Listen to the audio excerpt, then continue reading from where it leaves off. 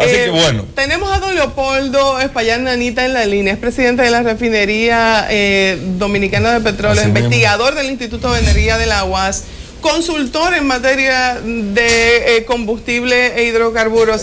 Muchísimas gracias por estar con nosotros, don Paulín. Es un verdadero placer tenerlo aquí para que nos explique un poco, señores, cómo es que un dominicano común puede hacer el cálculo del precio de los combustibles.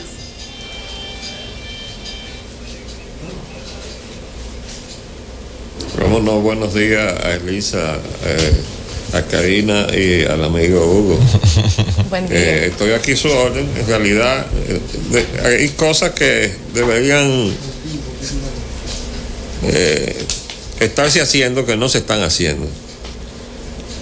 En primer lugar, debo decir que todo lo que concierne a los precios de los combustibles se rige por mecanismos legales. Hay una ley que es una ley para poner impuestos, es la ley 112 del año 2000. Y después hay el reglamento de la ley, que es el que estipula que la referencia básica de los precios es la publicación del Platts Oilgram de Estados Unidos, lo que quiere decir que está usando como referencia precios de bolsa, de la bolsa de... Nos gustaría entrar en un detalle que la población está necesitada de entender. Con el caso de la fórmula, ha habido mucha confusión. Primero porque no se comprende de manera llana o sencilla, hay que explicarla y traducirla, pero también hay que recordar que aunque esta ley es del año 2000, la 112-00, también el año pasado, en el año 2014, se lanzó una resolución en la cual se erradicaba la variable con respecto al diferencial de temperatura.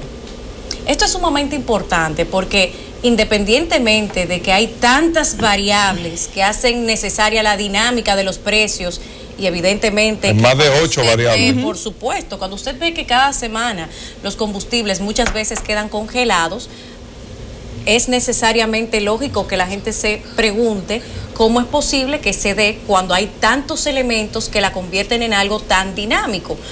Pero hay explicaciones de un lado y de otro. Dejarlas claramente plasmadas es nuestro interés para que usted pueda también sacar su elemento de juicio. Por un lado, las variables de la fórmula. Yo creo que entrar primero en el detalle de cuáles son, dejaría muy clara algunos puntos con el arquitecto Espaillat Nanita. Quisiéramos que nos explique primero cuáles son las variables de la fórmula para calcular los precios de los combustibles.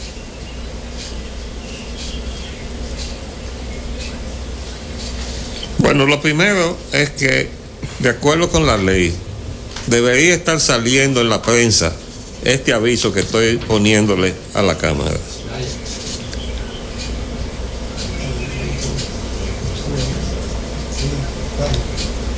¿Ese aviso que contiene, don Paulín? Ahí está desglosado. No percibo el de...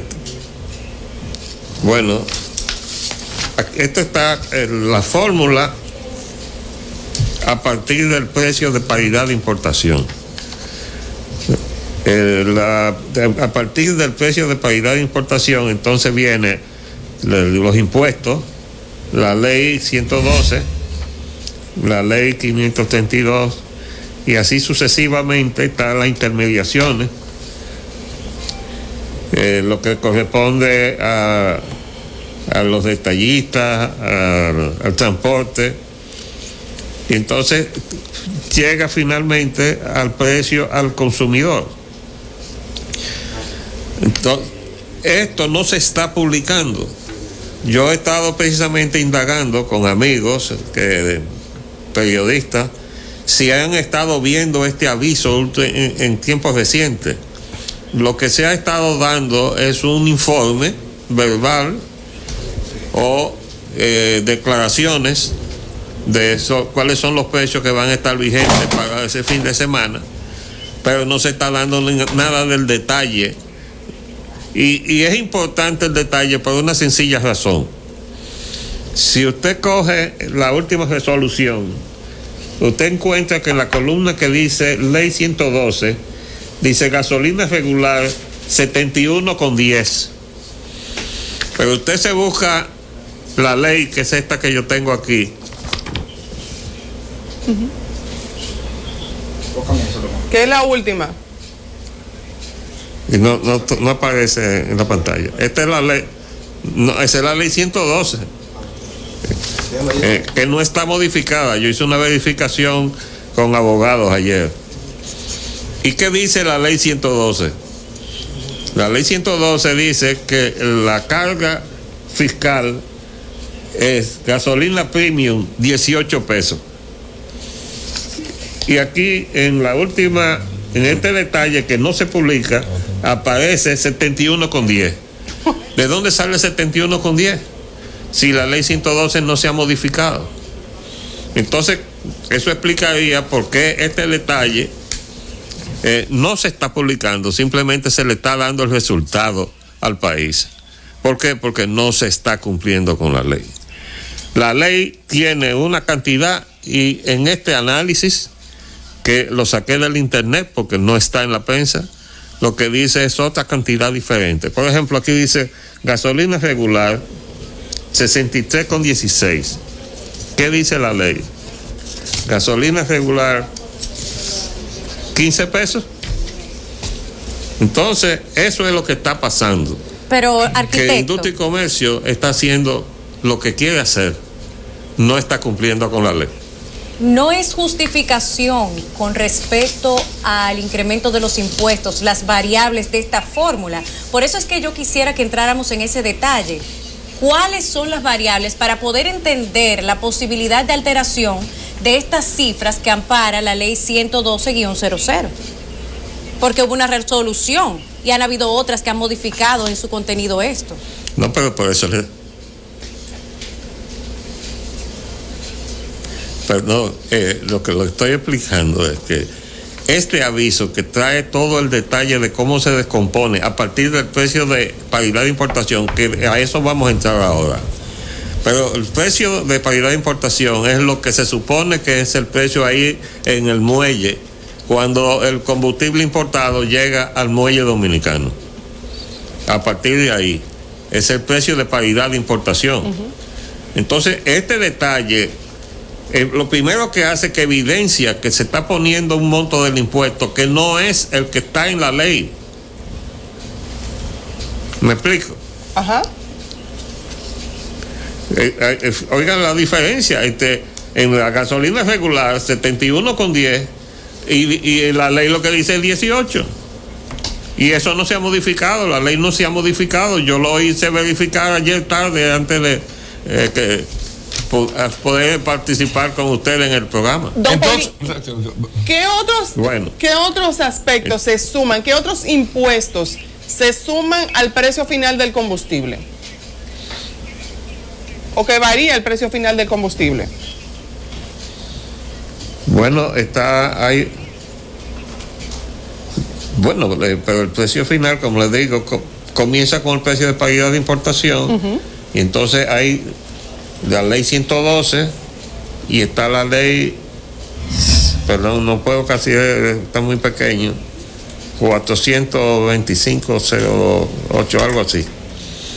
Hay dos cargos de impuestos. Ajá. Y de lo demás son cantidades arbitrarias que se pone a la distribución, al detallista, el transporte, hasta llegar al precio al consumidor.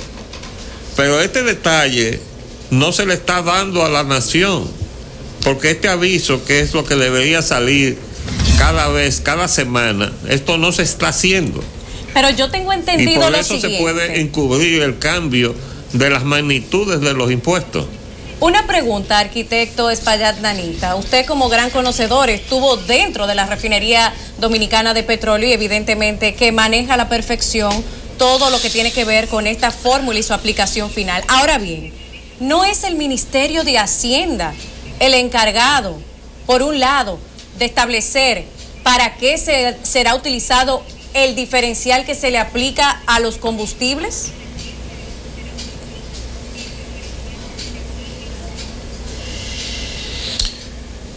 Bueno, pero ese es otro asunto, porque Mire lo que pasa con el Ministerio de Hacienda. Cuando se le entregó a PDVSA la mitad de las acciones de la Refinería Dominicana de Petróleo, con lo cual se violó la Constitución de la República, porque la Constitución dice que todo monopolio tiene que estar en manos del Estado dominicano.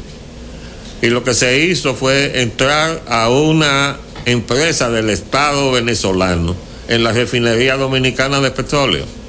Bueno, cuando ese contrato pasó por el Congreso, porque en ese Congreso parece que no se cuestiona nada, se estaba violando la Constitución, pero estipulaba que en lo sucesivo la responsabilidad de la facturación del petróleo, los combustibles derivados que se trajeran de PDVSA, era responsabilidad del Ministerio de Hacienda.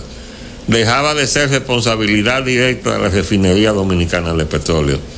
Yo busqué en la página del Ministerio de Hacienda para verificar las declaraciones que había dado el amigo Felucho de que se estaba importando petróleo de México. De México se trajo durante mucho tiempo, estaba yo como presidente de la refinería, que tuve 4 años ahí bregando con la Shell, con el acuerdo de San José. Eso fue algo previo al espectro Caribe. Nosotros nos transferimos totalmente a importaciones de Venezuela. Y yo debo aclarar en este momento que Venezuela es parte de la OPEP. De hecho, la OPEP fue un invento venezolano. Fue un ministro de Energía de Venezuela el que viajó a los países árabes y los convenció de la conveniencia de ellos de agruparse en lo que hoy se conoce como la OPEP. Entonces Venezuela es miembro de pleno derecho, miembro fundador de la OPEP, y se rige con los precios de la OPEP. México, sin embargo, nunca fue miembro de pleno derecho, sino que se mantuvo como observador. Eso le permitía a México acogerse a lo que decidía la OPEP si le convenía, y si no, pues no lo hacía. Entonces, Venezuela sí está obligado a vender de acuerdo con los precios de la OPEP. En este momento, los precios del petróleo West Texas Intermediate, que es el petróleo marcador de los Estados Unidos, está por debajo de los precios de la OPEP. Ahora, el Ministerio de Industria y Comercio nunca ha dicho a cómo estamos pagando nosotros a Venezuela. Y yo debo decir aquí que hubo hace un tiempo atrás un grupo de ciudadanos que se agruparon en lo que se llamó el Comité Bájame la Gasolina. Nosotros desde el Instituto de Energía estuvimos asesorándolos porque eran ciudadanos que estaban haciendo uso de su derecho de conocer precisamente como están ustedes, de dónde salen los precios al consumidor. Bueno, pues el Ministerio de Industria y Comercio se negó a dar los datos. Estaba violando la ley de libre acceso a la información pública. Se recurrió entonces al Tribunal Contencioso Administrativo. El Tribunal Contencioso Administrativo dictó una sentencia exigiéndole al Ministerio dar esa información. De modo que el Ministerio de Industria y Comercio está no solamente desacatando la ley de libre acceso a la información al público, sino que además está desacatando una sentencia del Tribunal Contencioso Administrativo. ¿Qué es lo que está ocultando Industria y Comercio? Bueno, ya se sabrá algún día. Arquitecto, lo que queríamos entonces, escuchando todo esto, hay mucha gente que hace fórmula y que dice, y lo que quería saber si esto es posible, que dice, bueno, la gasolina premium debiese costar 60 pesos menos, 90 pesos menos, 80 pesos menos. Esas personas que dicen eso, o esos grupos, organizaciones o partidos que establecen precios, ¿es imposible establecerlo